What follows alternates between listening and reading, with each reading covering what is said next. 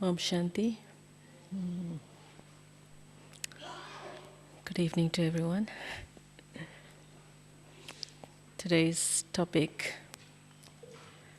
was just chosen from today's Murli. Baba talking about us experiencing limitless happiness by following Shrimat. Baba, the one who's doubly Shri, giving us Shrimat, the most elevated directions, to make us into the most elevated human beings. And I was just seeing today's Murli, also a couple of days ago, Baba had spoken in the Murli of how Baba is not just come to make us into, like today's Murli, Baba said, it's not King Rama and Queen Sita, because that is of the Silver Age. But Baba has come to make us into Narayan, the highest deities. So how did they become that? Generally, Shrimat, you connect that with the disciplines, the maryadas, the codes of conduct, all of this. And Baba coming to give us directions completely different from what we have been following for many of our previous lives. Baba's been speaking about Shrimat, saying that we should let people know the difference between godly directions and human directions.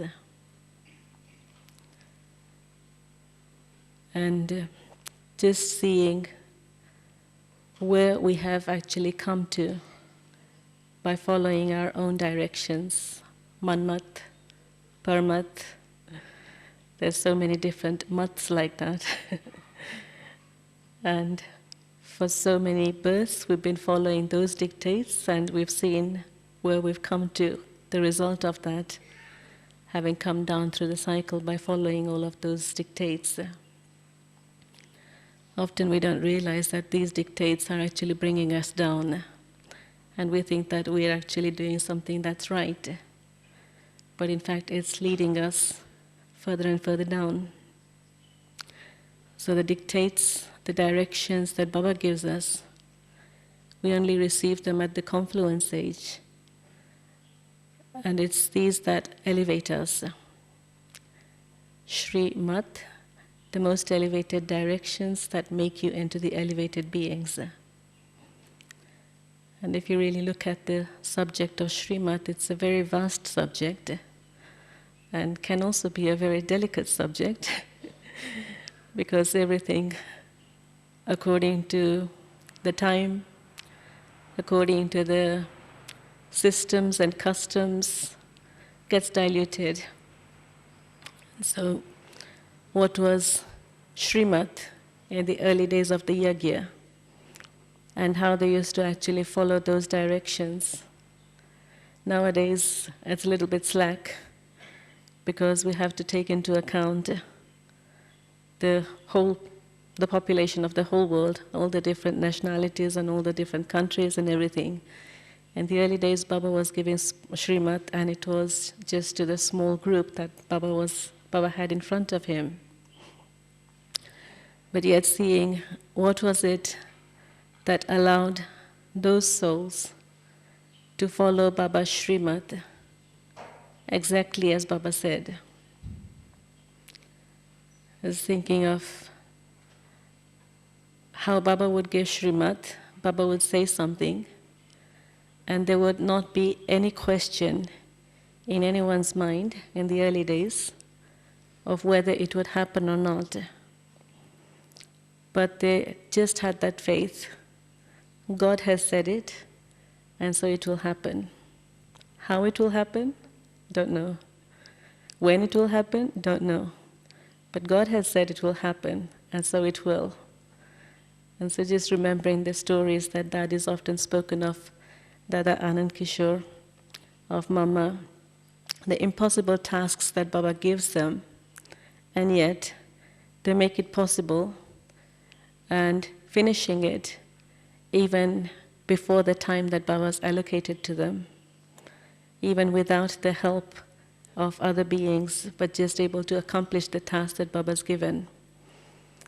And I'm particularly remembering the story about Mama, where Baba had asked her to create the embroidery posters of the cycle of the tree. And Baba wanted to send them to the Queen, the royal family, all the members that had come. And there were quite a few members that had come, and Baba had said to give one to each one of those. And it would have taken them 4 to 5 days to make one of those. And they only had, I think, about 15 days. And they had to make about 100 or so, I think. I'm not sure that I've got the figures right. But yet, Baba said that this has to be done.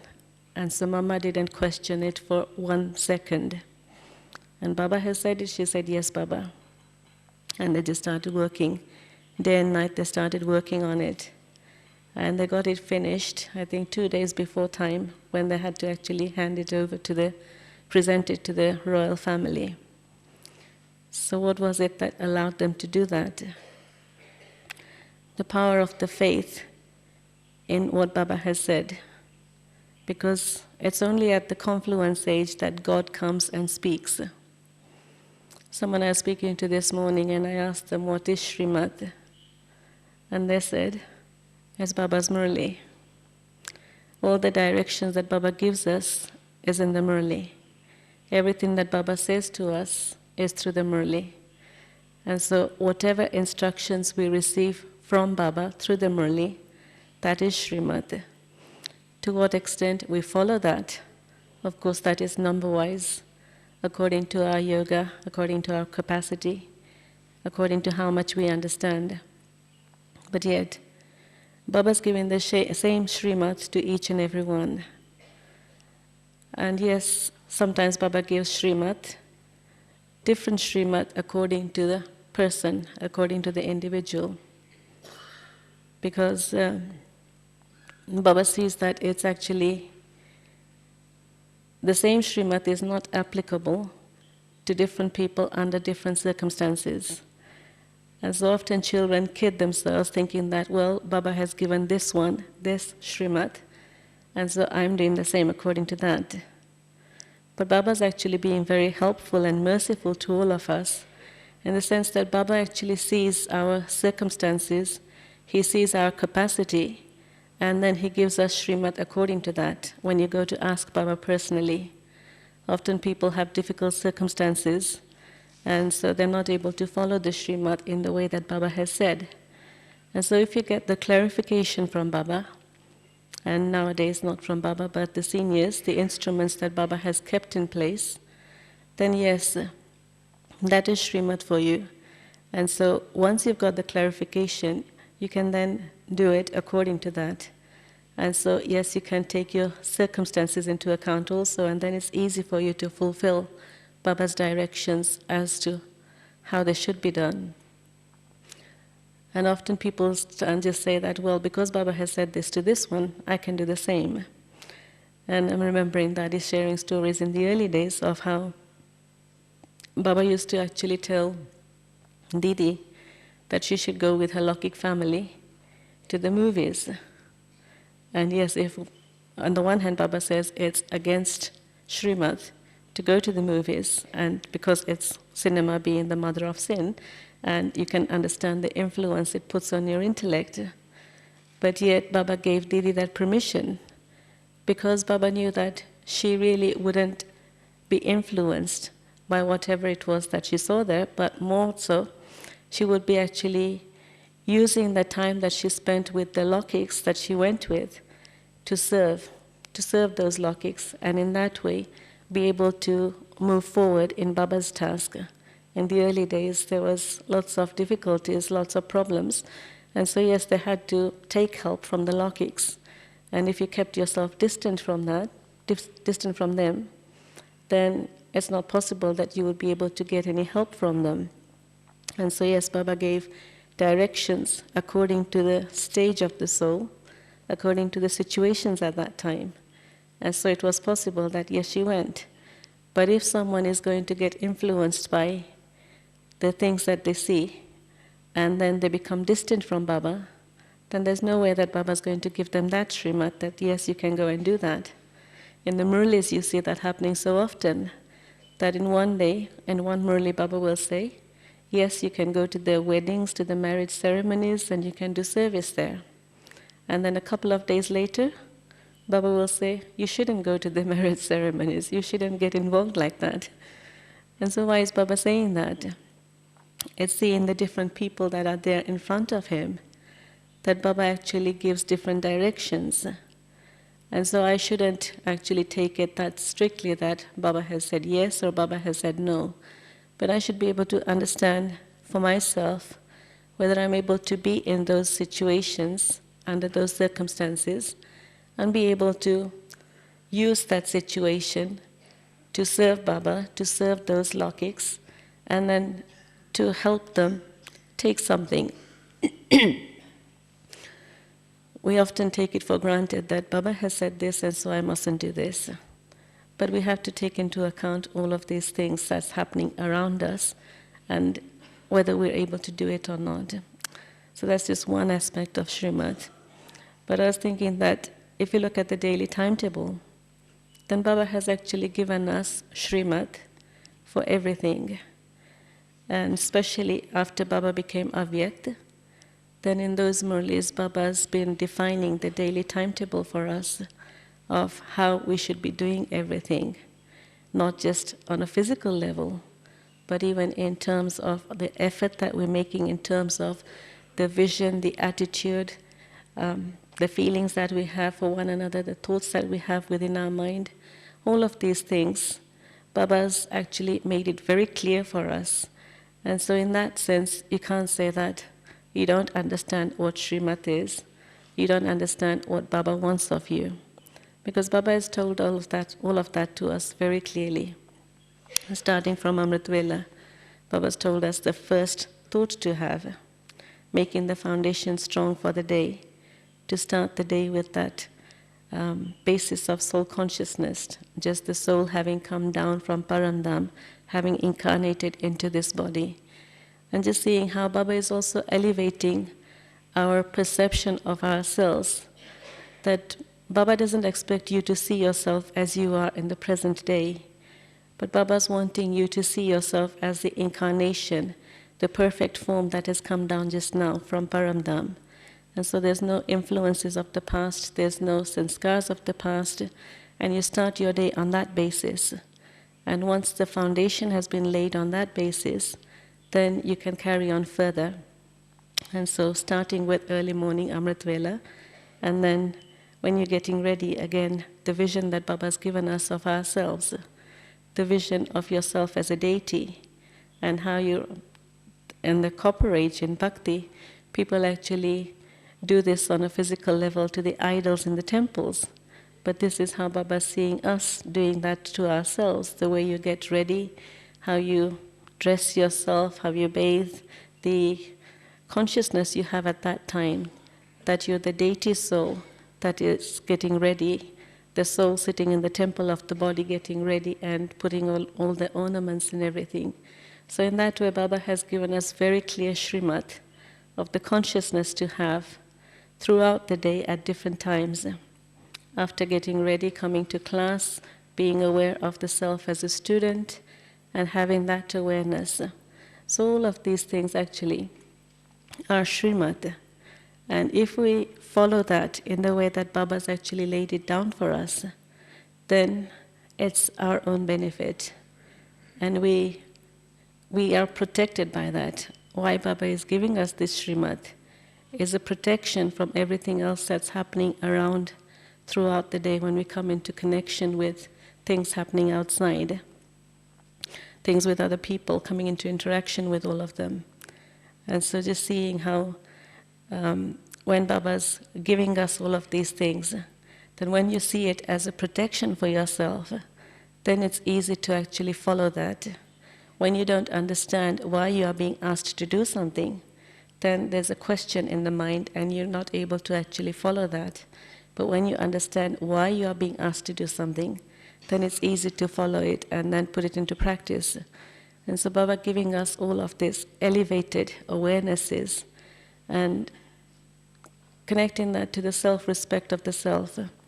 More and more you have this awareness, the titles that Baba is giving you, the more you actually practice those things, the more you see yourself as that elevated being that Baba is wanting you to become.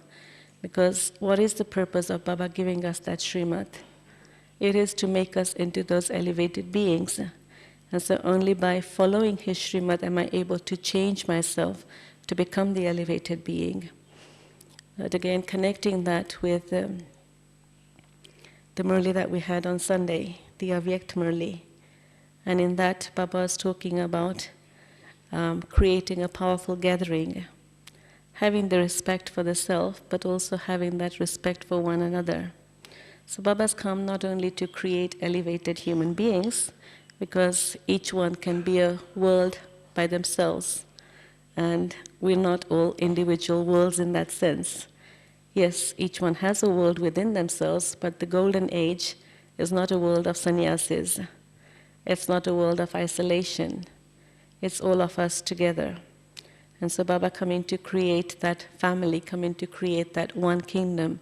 So all of us coming together in that. And so Baba's often speaking about creating the rosary, creating that gathering, having that love and respect for one another. And so how is all of this possible? So the Murli that Baba spoke on Sunday, Baba gave the foundation for creating a very powerful gathering, to have love for one another, to have that closeness. On the one hand, you say that, yes, we all came alone from Paramdam, and we have to return alone to Paramdam, just Baba with us and no one else. But yet, from Paramdam, we have to go into the golden age, and so we have to be in harmony with one another. And how is that going to be possible? It's only when we're able to live with one another in this present birth. One thing that struck me very deeply just recently, like the last, I think, couple of Avyakt Murlis, in that Baba's been kind of underlining for us that we speak of the 21 births, but within the 21 births, the first birth is the confluence-aged birth, and it's this time. So if this time I'm actually just going through all sorts of hardships, even in the presence and in the company of God, then when am I going to experience the liberation? Baba saying that he's come to give us liberation and liberation in life. But again, Baba saying that it's not in the golden age that you'll get it. That is just the fruition that you'll have. But the first experience of that has to be now at the confluence age. And so for me to be able to experience that, I need to be able to be in harmony with one another also. And so Baba laying the foundation of that by giving these 4 things: love for one another, the closeness to one another, having that same vision for the task, the same responsibility for service, and then the proof of the dharana, of the knowledge and yoga. And so of all of these 4 things, to make all of them possible, the foundation, the basis, is my personal dharana. And to be able to make that very strong, Baba's giving me the Shrimat. And if you look at all the examples around ourselves, the one speciality that Baba's been mentioning about Dadiji, we've been seeing all of this practically in front of us. Yes, we didn't have the chance to see Mama, we didn't have the chance to see Baba, and I think the majority of you sitting here didn't have the chance to see Didi also. Dada Vishwakishore, all of those seniors that have left in the early days, but yet, having seen Dadiji, what was the practical demonstration that Dadiji gave all of us? And in other words, you would say this one term, Haji. It's like someone says something and you instantly accept it. If you allow there to be even a little bit of a margin of time in that, then it's like you're mixing your own feelings, your own thoughts within that and not allowing it to happen. I was just remembering one story that Daddy had shared earlier, Daddy Janki in London, but saying that how in order to make a task possible, you have to have the agreement, you have to have the unity and harmony of everyone within that gathering. If there's even one person that's saying that, no, I don't agree with this, and you still go ahead with that task, then that task won't be successful because there's some negative energy there. And so what Baba used to do was, if anyone ever said no, then Baba would say, okay, we'll stop it, we won't do it. So yes, the majority had said yes, they want to do it, but one or two people were against it and they said they didn't want to do it. And so Baba would say, okay, fine, we're not going to go ahead with this. And Baba wouldn't take it any further with the people who were opposing. And in this way, Baba would win their confidence. Otherwise, people feel that, well, no one's listening to me, no one actually hears my opinion, and so what does it matter? And in that way, they create a negative energy, a negative atmosphere, and so nothing actually is accomplished in that. But Baba would say, okay, fine.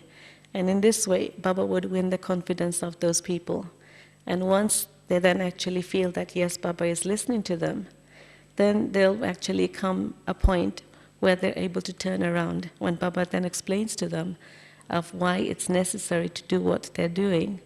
Then they turn around and yes, you find that you have everyone's unity, you've won their heart, and you're able to carry on with that task and be successful in that.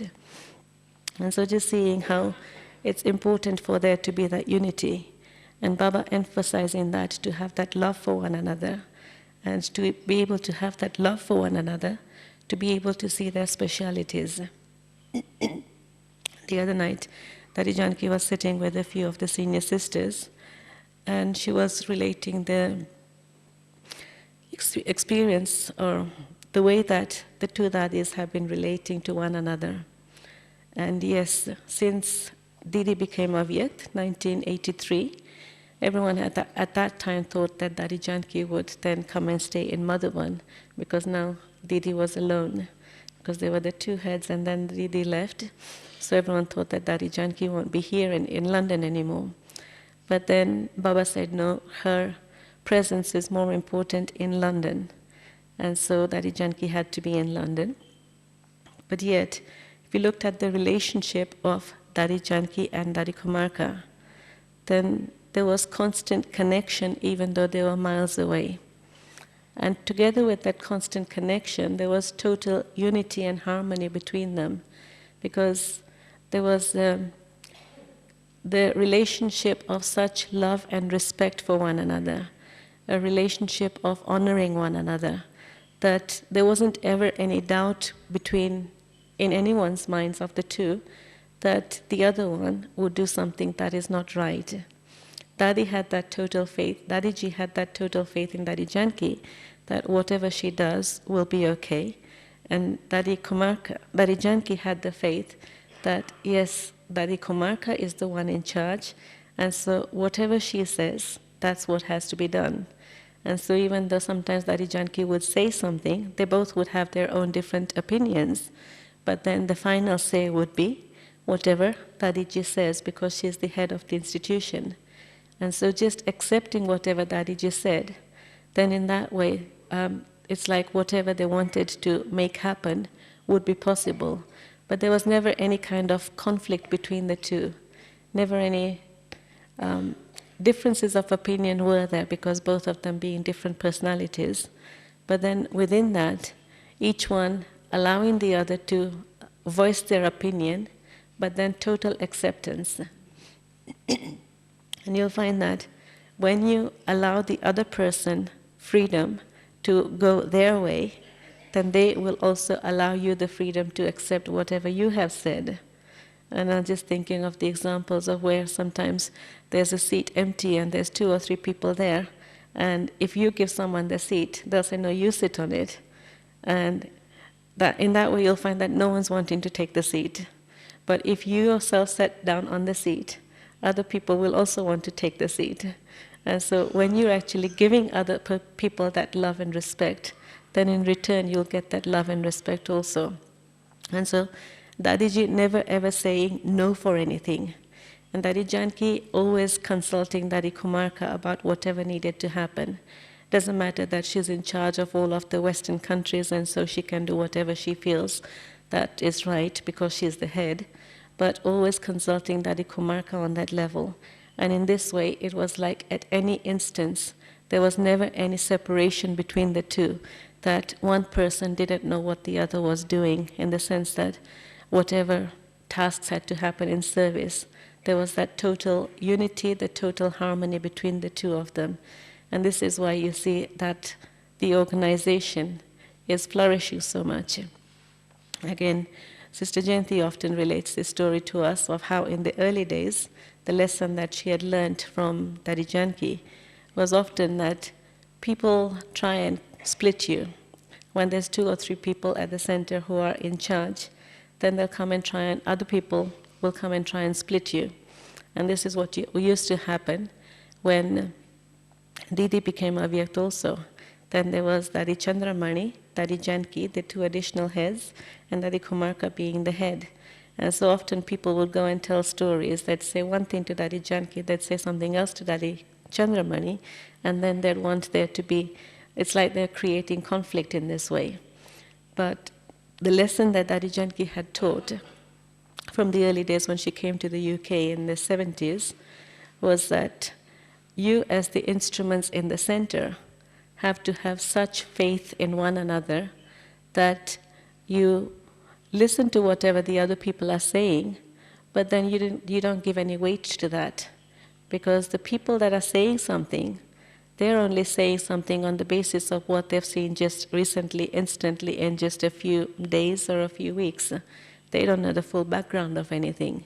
And here, you sisters who are living at the center, you've been living together for many years, you know one another inside out, and you know that it's not possible that the other one would be saying something like this about you, that go and tell stories to this one that say this one is saying this about you, and to this one that say this one is saying this about you. And so in this way, they're creating conflict between the two. They're wanting to create disharmony. And so what is more important, for you to listen to someone who's just come in front of you, or for you to actually accept the person you know who you've been living with for so many years, and to realize that they actually wouldn't do anything that would bring any kind of conflict in Baba's work. And so having that total faith in one another. And in this way, when you have that faith, that understanding that the other person wouldn't ever do anything that is going to be creating any kind of problem or any kind of complication in Baba's work, then you can actually continue and not actually acknowledge what the other person is saying in terms of trying to break up, create a split between the two of you. So in this way I'm saying, Dadiji always having said yes, and in this way having won everyone's heart. But the other thing Baba always used to say was, if anyone ever said no for anything, in the early days when Baba gave Shrimat for something, and if anyone ever said no, then their name would come up in the list of those who are atheists. Baba often speaks about atheists are those who don't know the Father, and the atheists who always say no for something. And so when the Father says, when Baba gives you something to do, an instruction to fulfill, then at the same time Baba's also giving you the power to be able to do that. This was one of Mama's teachings, that Baba's giving you a responsibility, Baba's giving you some service to do, and at the same time He's giving you the power to do that. And if you are saying no to that, then it's actually like questioning whether God understands what He is doing. Because He is giving you an instruction, He is giving you the power to fulfill that task. And so if I'm saying no to that, then it's like I'm not following Shrimat, but it's my own manmat. And yes, I'm also guilty about that to a certain extent, because even giving the class here this evening, Miraben was saying to give the class, and I was trying to get out of it. And she's saying, no, you have to give class. And I'm saying, no, there's so many other senior sisters around. And still she said, no, you have to do that. And so I was thinking that I'm saying no to this. Baba's giving an opportunity, and yet why am I saying no? But then I'm thinking that if I'm taking it on that Baba's giving it as an instruction, and sometimes Baba's not there, the seniors are giving you that chance, then just take it with the faith that Baba will help and it will be okay. And so then taking that courage to actually sit and give the class, but thinking that Baba will always give that power to you. And so never ever to question. And again, I'm remembering something Daddy said a couple of days ago, just before she left. In one of the classes, she was saying that Baba will never leave his work incomplete. He has come to fulfill a certain task. He has the full capacity, he has the full power, the full authority to be able to complete that task. And what is that task? To create the golden age new world. And so if I'm saying no for something in that, then I'm actually creating a problem for Baba in the sense that I'm not allowing that task to happen. Because I'm actually just looking at myself and I'm allowing myself to be influenced by my manmat.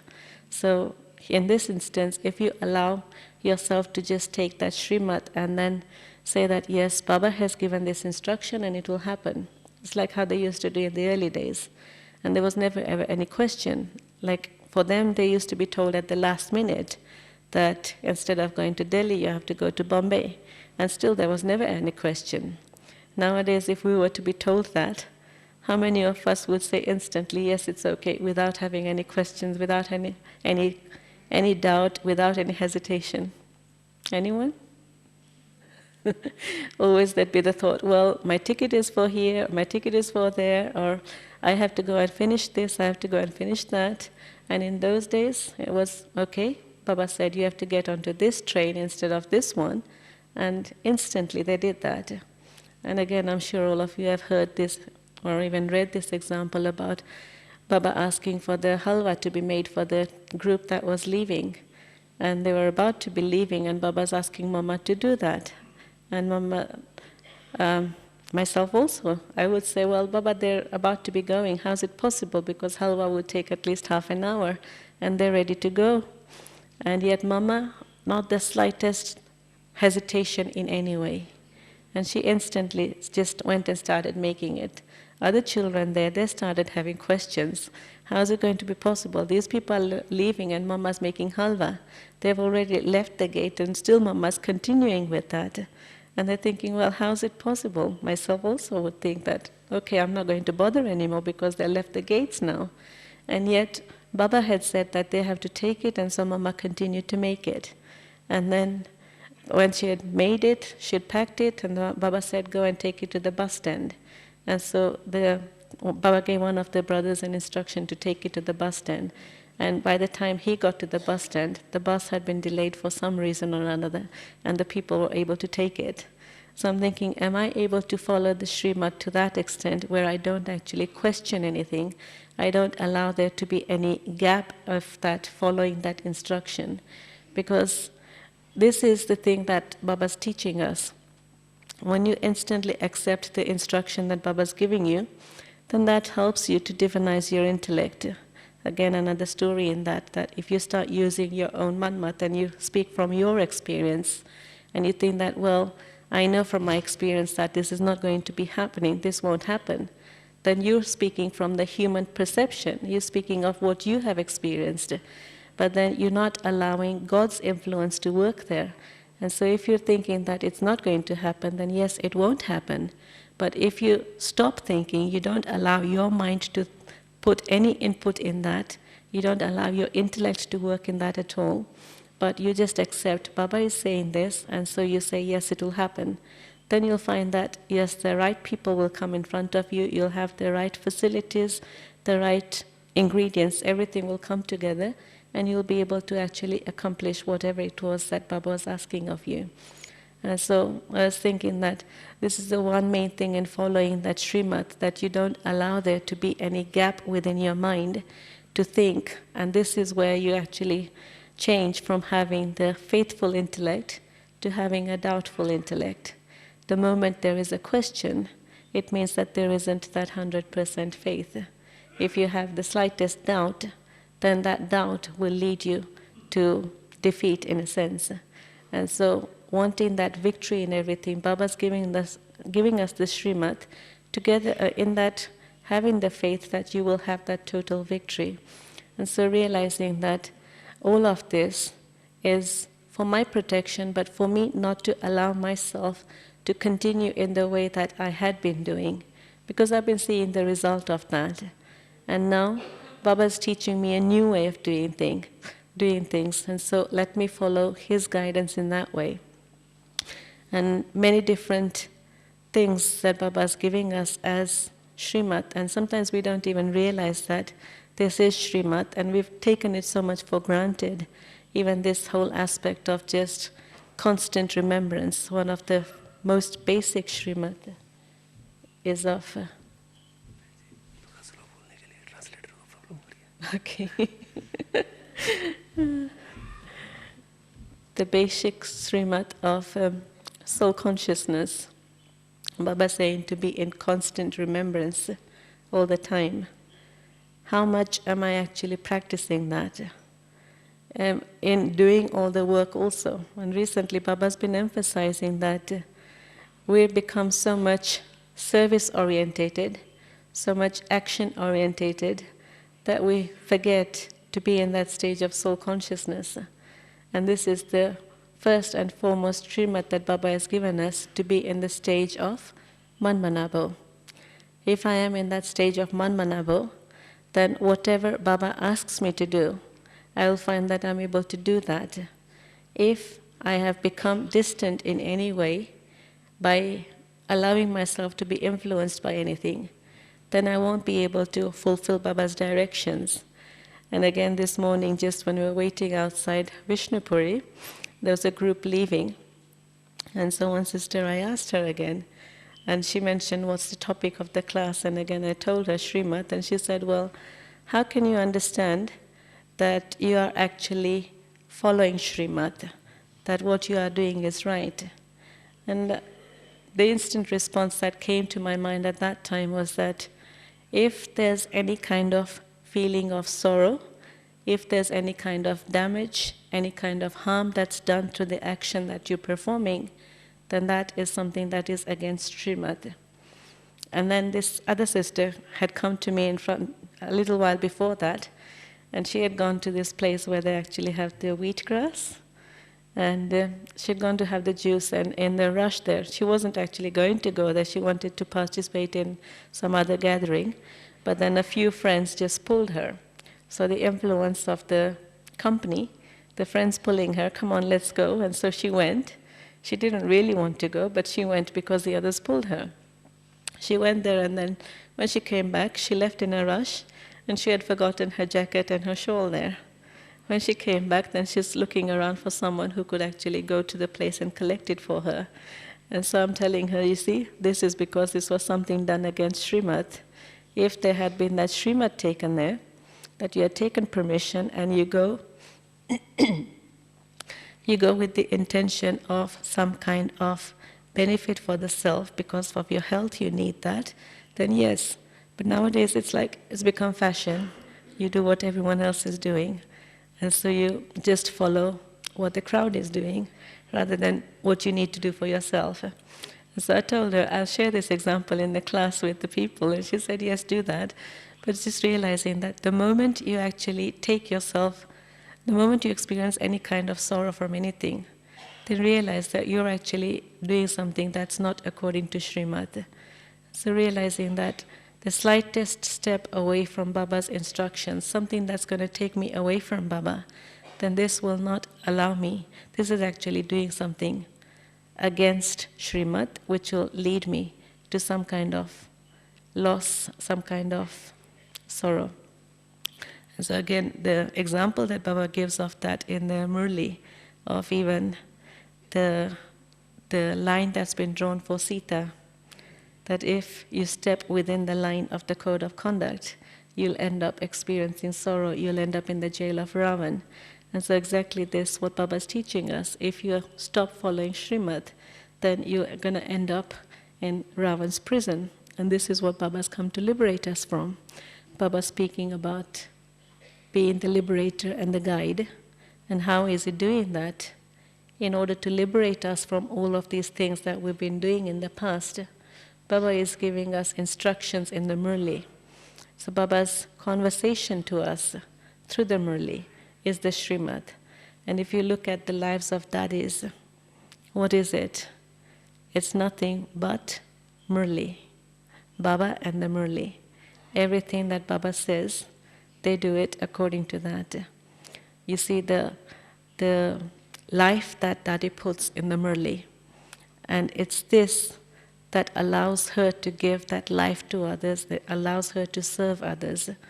And so through the Murli, Baba is giving us Shrimat for us to change ourselves and to bring about that golden age new world. And so allowing the self to be practicing all of these things on that basis, and first and foremost to be in the stage of Manmanabo. Again, if you look at Baba's example, Brahma Baba, the first thing that he did, the first Shrimat, was renounce the body, renouncing the consciousness of I.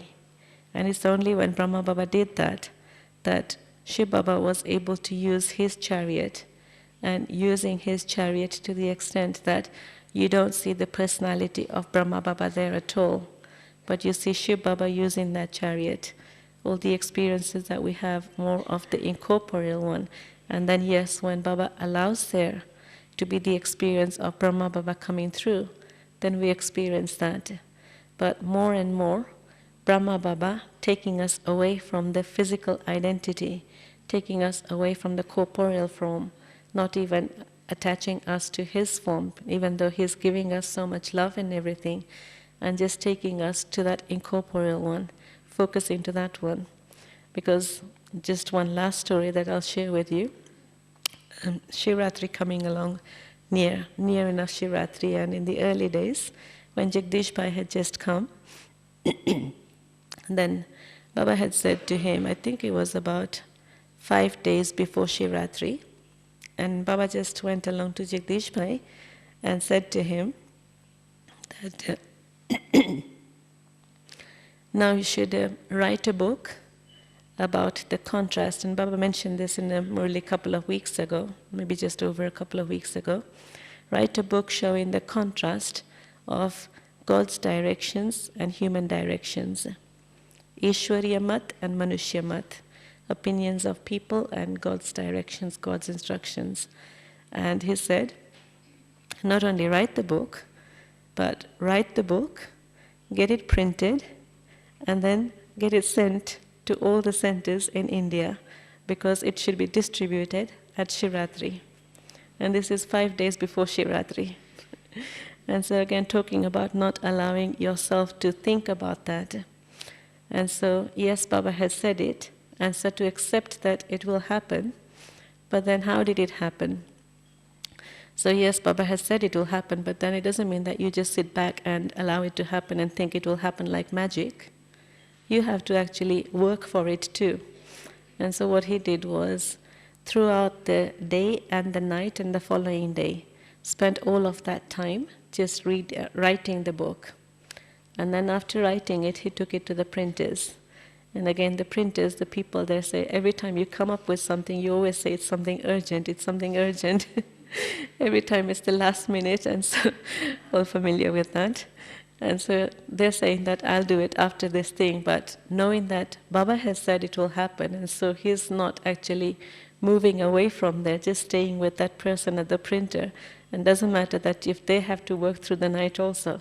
But he said, because Baba has said it, it will happen, and so not giving up hope in that way. And so he stayed there and got the printers to actually get the book printed. And then, okay, now it's like 2 days before Shivratri, and you've got the book printed, but now it's the question of distributing it. And to distribute it throughout India, post is not going to get it there, so the only way is through the train. So then he got to the railway station, and he told the station master, on all the different trains to the different places, they actually took parcels of these books to the different different trains, and giving it to the station master, and then phoned the centers to get the books collected. And so in this way they were then distributed. So I was just seeing, and just recently now they've got a book out also of this, in Hindi at least it's out. I don't know when the English will be out or if it's out at all yet, but it's just a small booklet, and that is actually describing the human dictates and God's directions. And so seeing how anything is possible when you actually allow yourself to have that faith that yes, God has said it and it will happen. And again, this was the example of Dada Anand Kishore. And every time people would question him how he had been able to do something impossible, and he would be able to do it. And his response was always, Baba has said it, and so it has to happen. And so thinking for myself also, Baba has said that he will make us into kings of kings. Today's Murli also, Baba said he has not come to make subjects, he has come to make us into kings of kings. And so if I allow myself to have that faith that yes, I will become that, then it's possible. And so accepting this as Shrimat also, that Baba is saying it, so why should I doubt it? God, the highest authority, is saying it, so there's no margin for me to doubt that. And if I continue to make effort on that level, then yes, it's possible that I will become what Baba wants me to be. And in this way, we'll be able to bring about the Golden Aged New World very quickly, because the Golden Aged World isn't the period 111, it's now, and living with the family with that awareness. And so really appreciating what Baba is actually teaching us at this time, and seeing the practical examples of that in Dadis, and seeing that yes, it's not impossible. And just to finish off, one last vision that Dadi had shared, and what inspired Dadi Janki to actually surrender and come to Baba. When she first came to Baba, this was the time when she was at home and in bondage. And during that time, she had come to Baba's satsang one time, and she saw all of these people, the sisters and brothers who had surrendered, they're sitting down having Brahma Bhojan. And the vision that Dadi had was all of them sitting down in two lines, one opposite the other, and sitting down on the floor having Brahma Bhojan, everyone dressed in white. And the food also was the rice pudding and the puris, so the food also was white. And such a lovely atmosphere of just the love amongst themselves. And so when Dadi attended the center at that time and she saw this, it was for her a vision of heaven. And seeing that the people here are living together with so much love. And she felt that this here is heaven. When she got back home to the Lokik home, she felt that that was hell. And so that was the inspiration for her to actually surrender and think that this is not where I want to be in the Lokik place, but I want to be where it's heaven. And heaven is the place where love is. And so seeing that vision, that then inspired her to surrender to Baba and then give her life for service. And seeing how that is just generating that love everywhere, and constantly wanting souls to just come close to Baba and experience just that love that makes everything so easy. Where there's love, there's no difficulty, and so seeing this in Dadi's lives. Om Shanti. Okay.